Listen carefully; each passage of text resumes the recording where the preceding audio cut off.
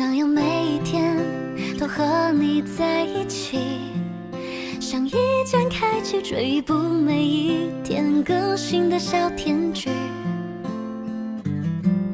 从第一季到永不结束的大结局。我想要每一集有个甜甜的你，我想要每一集加段甜甜的戏，像一段 MV， 一切铺垫都是为了甜蜜蜜。有龙卷风暴风雨不重要，那都不是主题。我想要有一段量身剪辑为你，你的调皮可爱被我无限放大，精准的捕捉到你的小情绪，跟随着你的脚步此起彼伏在梦里。你的柔软细腻被我认真收集，宠你的纵容着你的小脾气，追逐着有你的镜头反复回看在心里。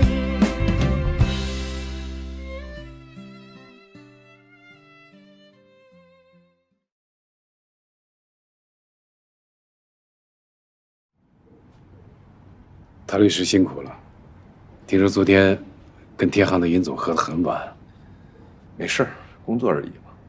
南州集团那边也跟我说了，等蒲总出差回来之后，我们的合同就可以签了，那这个案子也就可以收尾了。后续的工作我交给海涛他们去负责。明天我得去趟宁波出趟差。我听说还有一个劳资纠纷，也是委托了我们。是，也交给海涛他们去处理了。我今天一大早就收到天航尹总的电话，他还说一定要由你来负责呢。唐总，其实这个案子现在已经很清晰了，而且很简单，代理费用也并不高。我相信海涛他们能处理好。我也跟他们说了，有什么不懂的可以继续问我。我知道了，这个事情你来决定吧。那行，谢谢金总、唐总。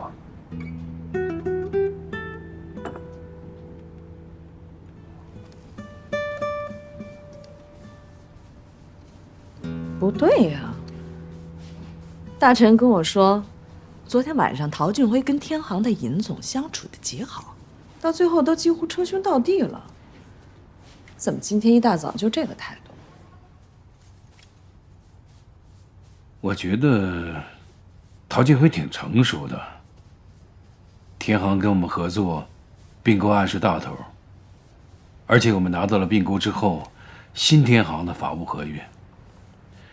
这合同本来他们自己内部法务就可以做，卖我们这个人情，怕是要对这个瑶瑶下死手。那个劳资纠纷案没什么利润可言，让企业部的这个律师出面的确不合适。别说陶俊辉，其他的律师也不会放下手里的案子做这个。哎呀，没想到我们的热血律师也会这么钻营啊！哎，他居然让海涛他们跟，也没说自己完全不管。那就这样吧，实在不行啊，再找个第二律师就可以了。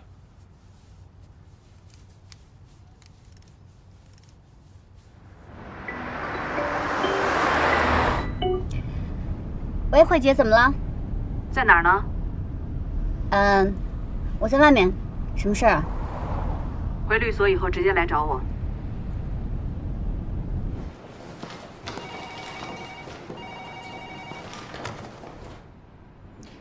您要我代理天航的劳务纠纷？是。姐，我现在是助理律师，按公司规定，我没有资格独立结案。其实都是聪明人，咱不用绕弯子说话。在家庭部还有谁比你这个助理律师资历更深、能力更强的？你把吴飞气走，把家庭部搅和得一团乱，你以为我不知道？姐，你让我行政降级，我接受，您不能让我智商降级。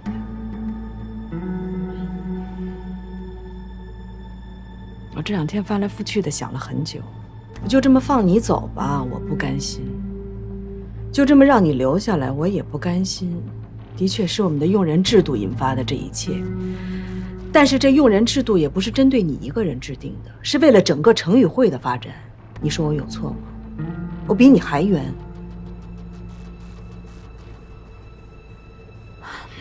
既然这件事情怎么解决都无法满足我个人的情绪，那么我只有从有利于成语会的角度出发去考虑这件事情。你是个人才，是我们成语会需要的人才。姐，我保证从此以后我不会再犯同样的错误。我话还没说完呢，我现在不想听任何这样的保证。我们需要的是一个为了成语会兢兢业业的律师。我可以，我知道你可以，所以我才把天行的劳务纠纷交给你，我也放心。但是，咱们真的要接这个案子吗？咱们真的要变成资方的走狗，去到处要人吗？注意你的措辞啊！这案子不是我们必须要接，是你必须要接。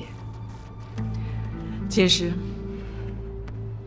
律师他不是什么正义的使者，他就是一份职业，是乙方为甲方提供法律服务的。我们出卖的是自己的经验，我们代表的是公平而不是公正。在这个过程当中，你应该做的，唯一做的就是维护当事人的权益，而不是评判当事人的道德。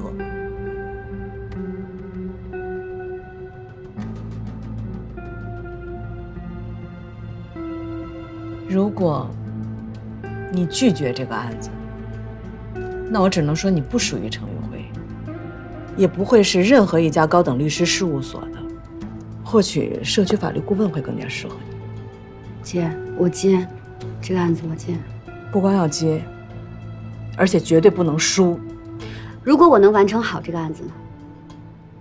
欢迎你回11楼。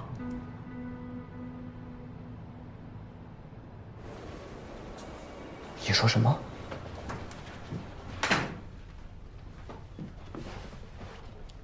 你说胡平找你去当他的首席理财顾问？我还没。我可以呀，老杨。你可以什么？我什么都可以啊！哎，你想啊，你去胡平那儿，是不是有人得帮你啊？就你这个脾气，除了我以外，没人受得了你啊！还有，咱们做熟不做生，你去了之后，无论是生活助理还是工作助理，我全部都可以胜任。哎，工资我根本不在乎，你给我随便翻1、2倍就行了。我主要是想照顾你，你知道吧？我没的。还有，你听我说完，好好想一想，你今年28，45入你30了，你已经结过婚了，买过房了，将来呢，你有可能还有一个自己的儿女，那你和现在可不一样了啊！你得为你的太太着想吧，得为你的儿女着想吧，你得为我的幸福下半辈子，你挑起整个生活的重担呐，兄弟啊！好好思考一下，以栋梁之才的身份思考一下啊！我离婚了。你离婚调皮不至于，你为了堵住我的嘴，你跟我说你离婚了，这是。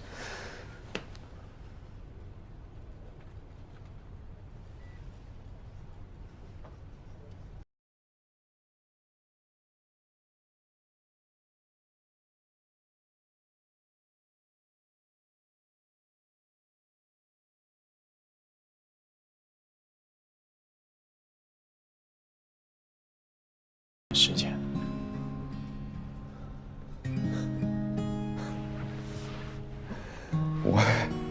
我真是觉得你们连伪装一下地球人，你们都不愿意了。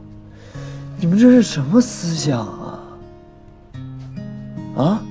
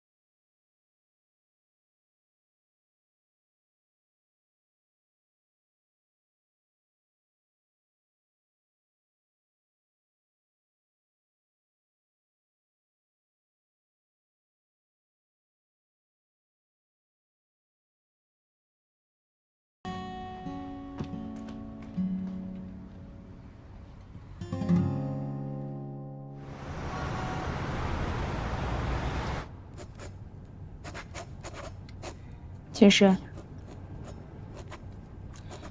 秦律师，说吧，说什么？你们的诉求。刚刚已经说完了，怎么回事啊？我们今天可是庭前协商，请你端正一下你的工作态度。如果你要是没有任何协商的诚意，那我们又何必浪费彼此的时间呢？姚经理，我们走吧。李律师，其实这个案子非常简单。姚经理是天行出资培训的高级人才，并且签了一份长达10年的合约。现在姚经理单方面提出离职，本身就是违约行为，再加上他之前拒绝酒店给他的工作安排，私自旷工，行为本身就很恶劣。行了行了，这里也没外人，这种泼脏水的话你就留给你自己吧。现在天行就是不肯放人，是不是啊？也不是不可以放人，不过有几个条件。首先是违约金要到位。要知道，瑶瑶在我们集团里是非常重要的管理人员，她的优秀和我们集团这些年对她的培养是分不开的。那您觉得违约金多少算比较合适呢？200万。你最近是不是很缺钱啊？就算是缺钱，也不至于这么黑吧？我的客户年薪也就20多万。200万是天行对于姚经理价值的认定，在天行看来，姚经理就值200万。听到这话，我都不知道我是该高兴还是不高兴。秦律师，你们偌大的一个公司，却非要抓着一个小员工死咬着不放，而且还是一个为你们赢得过良好商业声誉的员工，这样做不太妥当吧？同意。所以我们想出了一个干脆利落的解决方法，只要姚经理支付违约金，然后姚经理就可以跟我们一刀两断，从此以后另寻生路。200万是绝对不可能的，我们能不能有点诚意，节省一下彼此的时间？那我也明确一下天行的态度吧。天行认为200万违约金1分钱不能少。秦律师，你收了尹志强什么好处啊？你知道他是什么样的人吗？你这么帮着他，就是助纣为虐，你知道吗？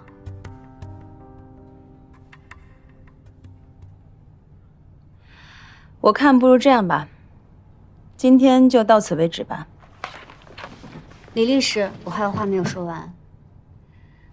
之前我其实也跟天行那边提过，200万的违约金确实超过了国家范畴很多，看有没有其他的解决方案。有吗？有。但你们听完，我想你们宁可去支付那200万。只要瑶瑶答应在10年内不得在同等行业担任同等职位，再给我25万的培训费，我马上放人。您的意思是瑶瑶10年之内都不能待在酒店行业？不光是酒店行业，整个餐饮行业。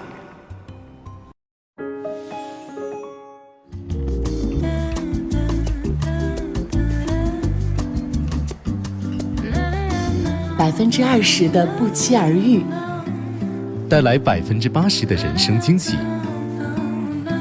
1664见证爱的浪漫定律。你老婆是不是疯了？应该没有。没有，为什么？光天化日的说疯话。这是你们工作的范围，我不太方便做出判断。不过，据我所知，身为律师，不就是为了给自己的代理人争取最大的利益化吗？你们2个都是非常出色的律师，我相信你们做的任何决定，都是为了更好完成你们作为律师的本职工作。杨华，我可真是太小看你了。好人卡也能这么发的？没错，我们律师就是要为代理人争取利益最大化。可是你知不知道，我们律师的职业操守除了公平以外，还有2个字，就是正义。天行作为一个大企业，仗着自己的体量和绝对的资源优势去打压倾轧员工，就是非正义的。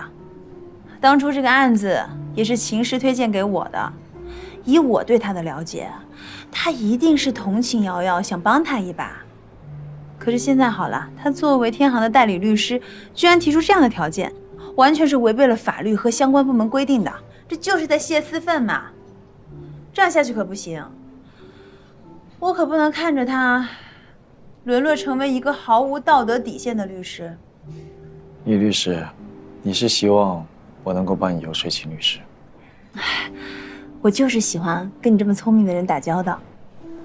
这个案子要是照这样走下去，必定是死局，而你是可以影响秦师主观意愿的关键人物。太高估我了。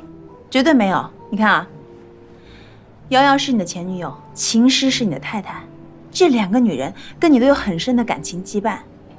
虽然你们结婚是有一些原因啦，但是秦师对你的感情是骗不了人的。而这个案子以调解为主，秦师作为代理律师，他的态度很关键。哎，他这态度的转变，是不是因为知道了你跟瑶瑶的关系啊？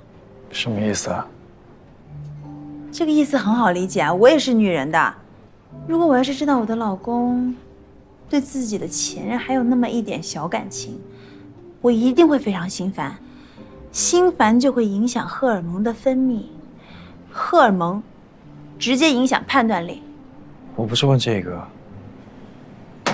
我是问，你说秦师对我的感情骗不了人是什么意思？就是字面意思啊。你们俩不是假戏真做谈恋爱了吗？他这么跟你说的？他肯定不会承认的，但是这个承不承认有什么关系吗？你看他那副春风得意、被爱情滋润的样子，说他是单恋也没人信啊。哎呀，我真是想不明白，这程宇辉到底给了他什么好处啊，让他那么死心眼的待在那儿。杨华，这次你可真得帮帮我了。这个案子我要是输了，那秦师也不会是赢家。他只会得到他职业生涯最大的污点，除此之外，还会诞生一个更大的受害者，就是瑶瑶。这两个女人，你一个都不希望她们受伤的，对不对？李律师，说吧，有什么条件要求尽管说。给我点时间考虑一下。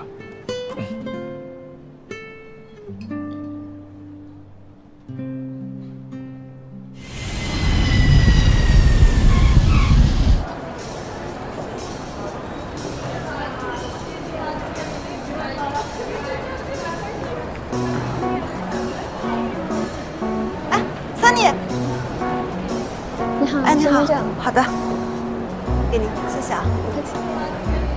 哎呦，想死妈妈了！哎，小心，妈妈抱抱。哎呦，抱抱抱抱。怎么样啊？累不累啊？没有不舒服吧？我 OK， 只能说好，谢谢。我之前答应过妈妈，来见妈妈得说中文啊。好的，妈妈。行，走了。怎么了？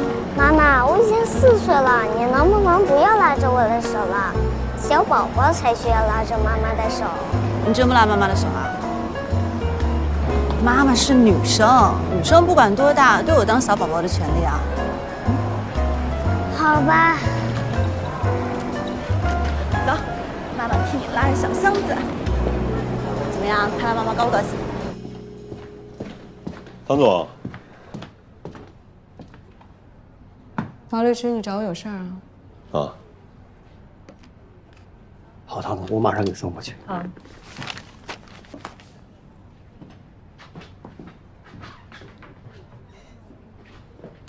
唐总，我先回个微信啊。你说。我们是不是把天行的案子交给秦师了？是啊。秦师是一个助理律师，他独自负责一个案子，在我们律所不太符合规章制度吧？哎呦，这你就不用担心了，律所的规章制度我比你熟。再说了，秦师的那个头衔只不过就是一个形式而已。那可是，如果天航集团知道一个助理律师来负责他们这么大的一个案子，我怕我们自己内部的人员把嘴巴闭紧了，谁会知道秦氏现在的级别？再说了，当初负责天航并购的本来就是他。唐总，我还是觉得天航并购这个案子，俊辉，哎呀，律所只是为我们的客户提供法律服务。我们不管他们今天是跟东家合作，还是明天跟西家合作，我们服务的内容和宗旨是不会变的。我们这一行，比起风调雨顺，变化和危机才是常态，也是我们律师的立命之本。越是有麻烦的客户，越需要我们，你说是不是？俊辉，你跟吴飞的婚礼准备的怎么样了？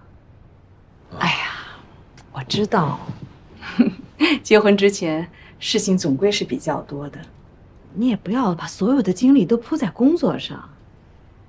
女人这一辈子最重要、最幸福的时刻，可能就是结婚这一段时间了。人呢，要学会管理好自己的时间，做出最优的选择。有些事情你错过了，可能还能弥补；有些事情错过了，可就没有第二次机会了。你应该明白我的意思吧？我明白，唐总，那我去工作了。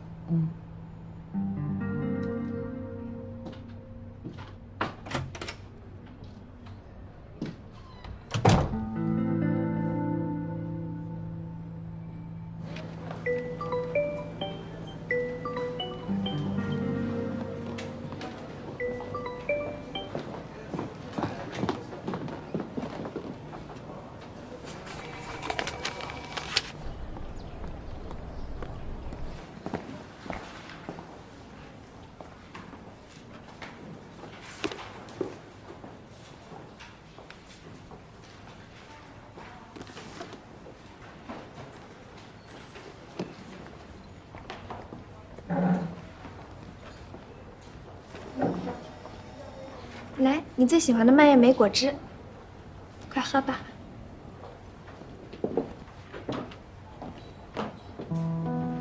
薄荷的花语，永恒的爱情。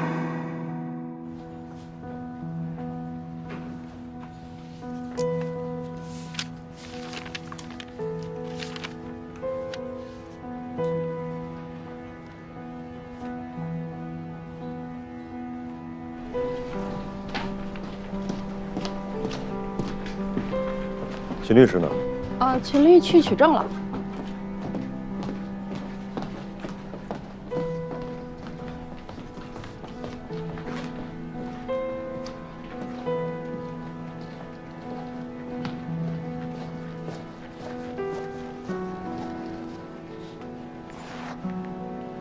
为什么不接我电话？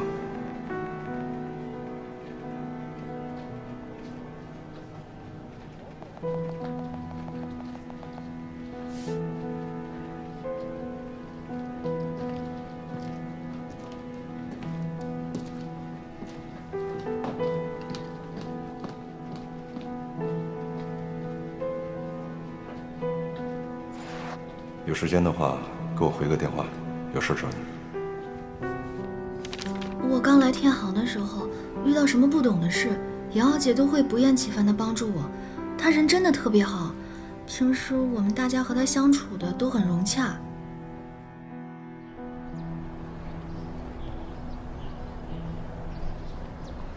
怎么样？秦氏怎么说的？他会去跟你志强沟通吧？我还没去找秦氏。什么？你没找他？那你给我打电话说约我，有了什么新方向？我知道，我想跟你交流一下我的想法，不会占用太多时间，10分钟好吗？说吧。我简单分析一下你们的案情，基本上你们的诉求就是要求尽快离职，但天航那边坚决不同意，所以你们现在起诉的角度就是劳务纠纷，主要基于劳动法和劳动争议调解仲裁法等等。是啊，你倒是很清楚嘛，看来也做了不少功课啊。如果把这些矛盾设想成一个难题，你会怎么解题？解题？什么意思啊？这到底是不是一个劳务纠纷案？姚经理，这不是一起劳务纠纷案。李律师，我有点听不明白了，这不是劳务纠纷案，那是什么呀？这是一个私人恩怨，却以劳务纠纷的形式展现出来。这个问题的根本在于人。现在所有的事情最关键的人物就是尹志强。我不知道你跟尹志强因为什么闹得这么僵啊？你觉得有没有可能，你去说服他？从严格意义上说，尹志强算是对我有知遇之恩。当初我辞了工作，结婚生子，后来又离婚。那时候其实我挺迷茫的，不知道自己该干些什么，该去哪。他给了我一份工作，一开始工作的时候，我觉得落差太大。尹总给了我很多鼓励，还给了我去海外培训的机会。如果没有他的推荐，光靠自己是肯定不可能的。尹总，我呢看过瑶瑶的培训记录，发现您对瑶瑶有知遇之恩，之后又是她的顶头上司。天行也因为她的优异表现给了她很多奖励，但是她对于天行好像有很大的怨气，一定要离开。那你们之间为什么会有这么大的矛盾呢？这帮年轻人，一个个把自己当大爷。我们那个年代啊，什么条件啊、待遇啊、要求啊，通通都没有。他一定会说我是为了钱，但我究竟为了什么，他心里可太清楚了。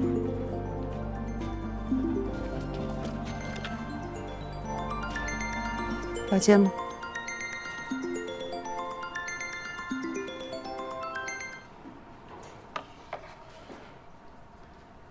喂，瑶瑶，我想问你一个问题。之前你从餐厅服务员升为客户部专员，花了3个月的时间，在客户部工作2个月以后，你又被送到国外培训，回来以后半年，你就被升为客户部高级经理，升级速度一直非常快。但是到今年3月，你才升为客户部主管，这之间花了3年时间，你知道原因吗？秦氏，你要知道这些干什么？这个案子想要解决呢，根本不是抠劳动法这么简单。瑶瑶跟尹志强之间有矛盾，不把这个事情解决了，尹志强不会放过他的。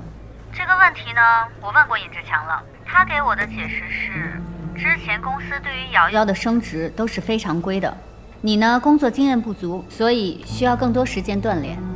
他当然会这么说。但事实上，尹志强经常带着公司的女员工去应酬。最开始我也以为只是正常的应酬，属于工作范围的一部分。可后来我才发现，这根本就是他的个人行为。喝醉以后，他还借机骚扰女员工。对于他这种行为，我很反感。后来我就拒绝他参加他这种所谓的应酬。一开始他还会辩解，但慢慢的，他对我越来越不满意，还想让我离开。但是他拿我没有办法。因为我和天行有一份10年的合同，渐渐的事情就变成这样了。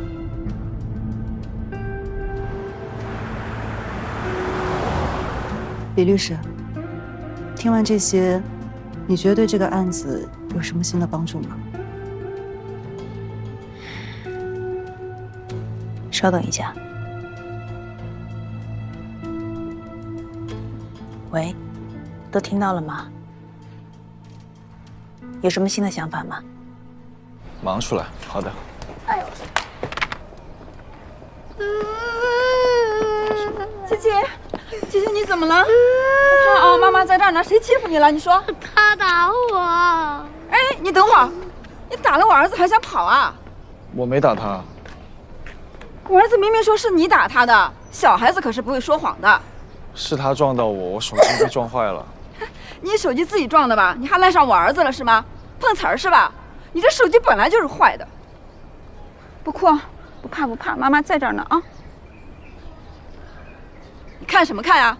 我告诉你，你撞坏了我的儿子，你得赔医药费，知道吗？不怕啊，宝宝。这位叔叔没有打人。你个小孩，你在这胡说八道什么？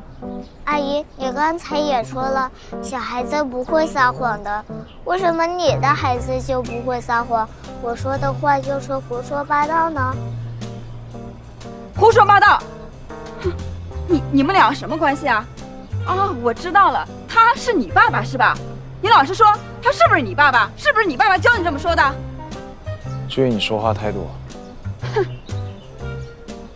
阿姨，如果你还是不相信我说的，这里有监控，你可以去看监控录像。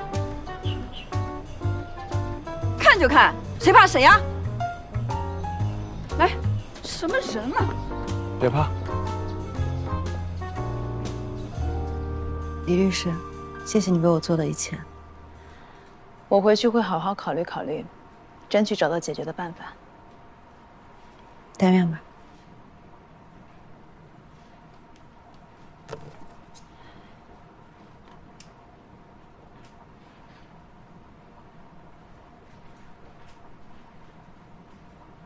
三弟，你在哪儿？妈妈去接你。监控室？你怎么会在监控室啊？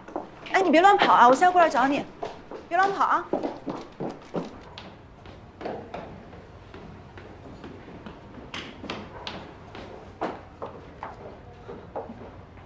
桑尼，妈妈，你怎么了？没事，拜拜。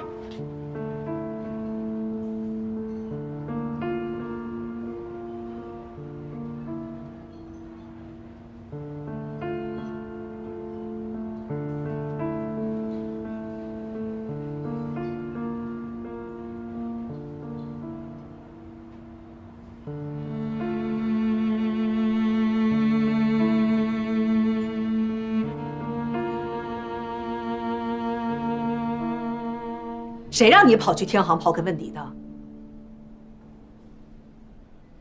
我就是做正常的证据链调查。天行有自己集团内部的法务，你需要任何资料，他们都可以提供给你。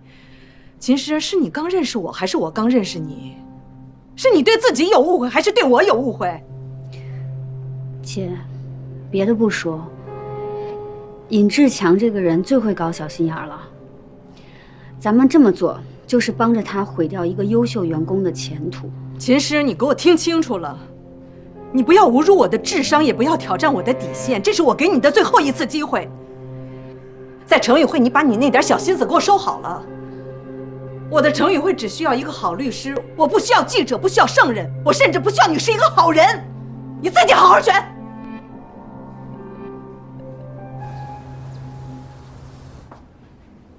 老公，哎，你干嘛呢？打游戏呢。我有个礼物要送给你。你有个礼物要送？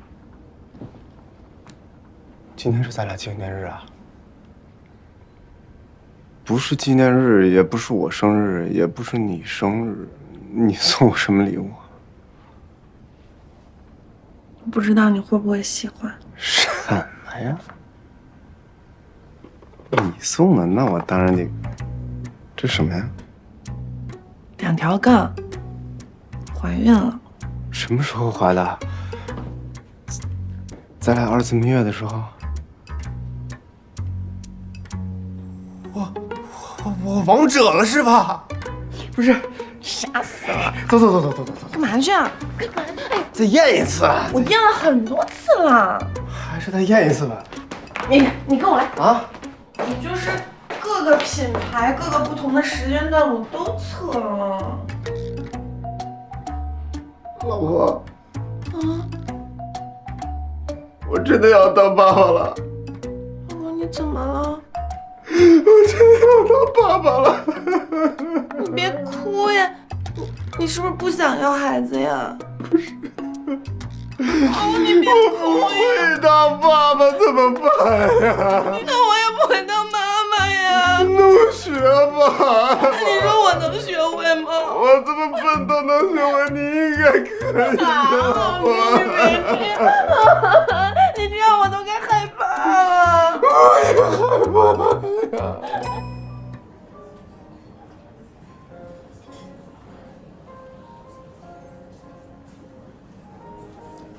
桑尼，不玩这个了啊。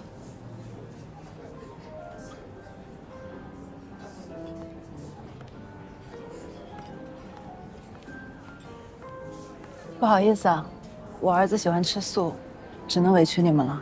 没事儿，吃素挺好的，有益身心健康嘛。我也喜欢吃素。你好，请问可以点餐了吗？今晚我们有6种套餐可以选择。谢谢。我选1号，我要4号。随便选一下行了。我喜欢2号的主食，更喜欢3号的配餐，能组合吗？可以吗？不行哦。那3号。好吧，那就3号吧。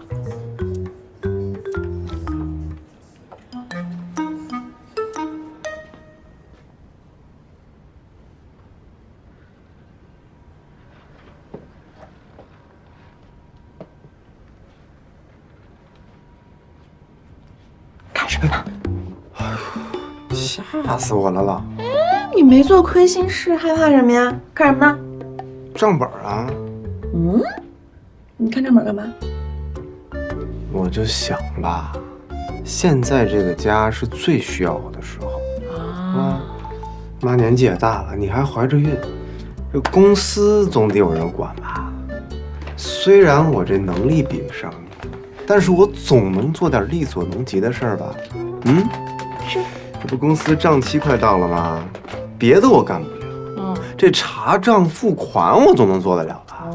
是吧？所以我就让财务把这些账本拿过来，我看一看。看得明白吗？瞧不起谁呢？你别忘了，我从小就是从饭店里长大的。我从我开始走路的时候，我就跟我妈到处收账去了。还看得懂吗？看不会的怎么办呀？就算我有看不懂的地方，不还有你的吗？我问你不就行了吗？我问你这个问题，就是想听这个答案。哎，我还真有点问你呢。来，你来一下。来。又来，你好好请我，我现在是什么身份啊？对，我好好请你啊！来，我搀着你。我现在可是身体不方便。对，你别动了胎气。哎呦，住脚！哎呦，慢点，动了胎气。看看啊，看。怎么了？就这个，我觉得肯定是错了。哪有这么便宜的呀？是不是错了？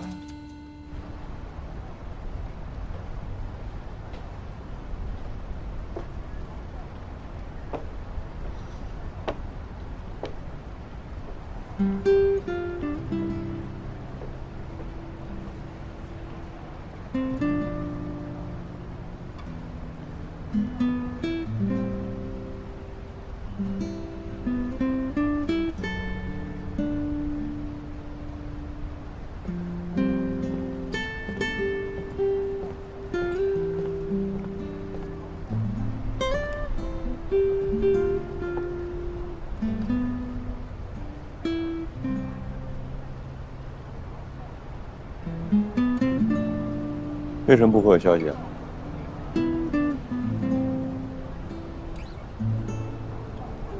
人是会变的，人是不会变的，江山易改，本性难移。啊，瑶瑶，不好意思啊，我让杨华参与进来，本来是为了劝说琴师的。Sunny，我们听会儿歌。自己带好啊。这边。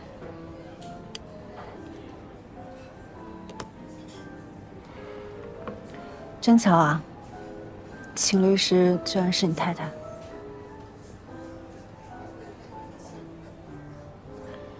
想不想知道我对你这个案子的看法？说吧，我听着。我研究了一下法律法规以及类似的案件，如果走法律程序，无论结果如何，你都一定会输。这样赔偿款的时间对你来说是个巨大的损失。所以，既然问题出现在尹志强身上，那么我们就解决它。怎么个解决法呢？有2种办法，一是满足他的要求，2是把他踢出局。但我建议采取第2种。有2种好处：一呢，你离职不会受到太多个人的因素；第2，你之所以离开天行，原因也是因为他，并不是因为天行。如果换了一个好领导，说不定可以不用走。你说的对，可是怎么才能让他出局呢？就像我刚刚说的，江山易改，本性难移。他这个人是从心底开始歧视女性，不尊重女性，甚至利用他的职权，更加建立不正当的关系来维护工作的便利。以他这样没有监管的人，你觉得会收手吗？好一招围魏救赵啊！那我们就多找一些这方面的证据，就像上次何东娜的案子，也是故意隐藏重要证据，打输官司的。我再找找看吧，这个人一定经不起查。一定一屁股的风流债。你们说的这些我都查过了，我甚至可以告诉你们，哪些人是自愿或者是被迫和他发生些什么的。我也可以向你们保证，就算找到他们，他们也绝对不会承认。这些年我一直和尹志祥为敌，其实曾经我是有战友的，只不过后来他们一个个都放弃了，最后就剩我自己。事到如今，我真的有点累了。我现在唯一想做的，就是陪着桑尼。这场仗，我已经打不动了。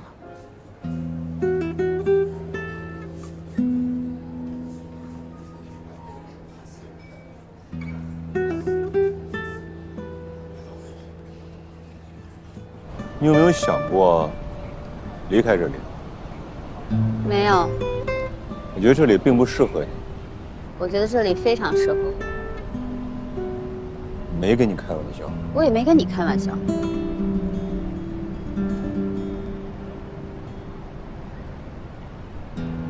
如果我想离开，我早就离开了。我在这儿做了这么多的努力，你让我现在离开，我这2年不是白费了吗？我的目标都还没有达成呢，就算走，也不是现在。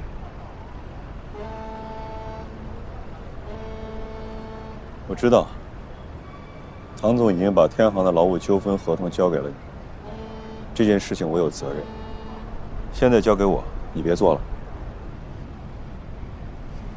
陶俊辉，你的自信到底是哪儿来的呢？可以借我一点吗？你是不是真觉得自己无所不能？你愿意放下你坚持的原则，就给尹志祥当枪手？我是一个律师，我有我自己的职业操守。你记不记得我们在大学里的时候，一个法学系的老师跟我们说过，当一个律师一本正经地谈论职业操守的时候，他只是为了掩盖他已经成为金钱或权力的枪手，或者法律技工的事实。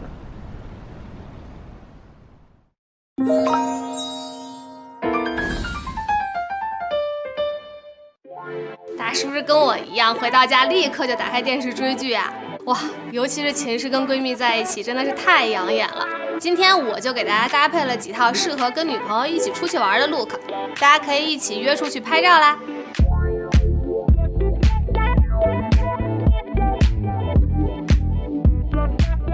这身呢，就让我想起了在图书馆跟朋友一起玩，嘻嘻哈哈打闹的场景。跟闺蜜在一起嘛，就是要轻松自在，所以选择了这种亮色的针织衫，搭配 oversize 的阔腿裤，活泼又俏皮。